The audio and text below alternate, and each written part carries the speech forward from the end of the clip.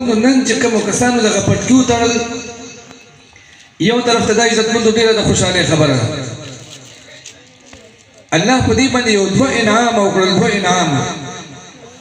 یو نعمت په دې باندې الله تبارک وتعالی دا وکړ چې د جناب نبی کریم علیه الصلاۃ والسلام په محبوبینو کې ورداخل شو.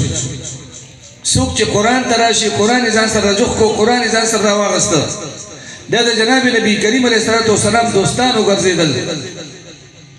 او دویم انعام الله تبارک وتعالی د دې په دغه خاندان باندې وکړو چې په کوم خاندان کې چې الله تبارک وتعالی دا قرآن والا پیدا کړل، دغه سپینو سپینو پټکو والا پیدا کړل، نو الله تبارک وتعالی هغې له دغه کسان دا د جنت ټکټونه وګرځول. رسول الله صلی الله علیه وسلم فرمایي وی حافظ قرآن له الله تبارک وتعالی د قیامت په ورځ باندې د لسو جهنمیانو جنت ته د بوتلو اجازه ورکړي.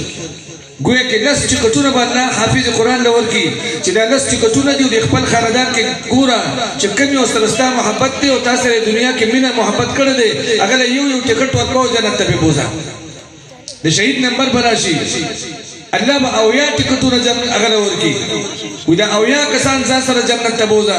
او چې بیا د داسې علماو نمبر راشي دا نه دي چې پټکی تړلي دي، الله تبارک وتعالی به هغې سره بیا حساب او کتاب نه کوي. ورته به وایي که د دغه علماو متعلقین د اسمان د ستورو نه سوا دي نو ټول ځان سره جنت ته بوتللی شي. یو حدیث کې راځي رسول الله صلی الله علیه وسلم وفرمایله وایي د قیامت په ورځ باندې به د پل صراط نه دې خوا د یو دوو کسانو جګړه جوړه شي، یو به حافظ قرآني یو به عالمي. حافظ به کوشش دی چې زه د دې شهید نه مخکې جنت ته لاړ شم، او شهید به کوشش دی چې زه د دې عالم نه مخکې جنت ته لاړ شم، د دواړو کسانو جګړه وشي.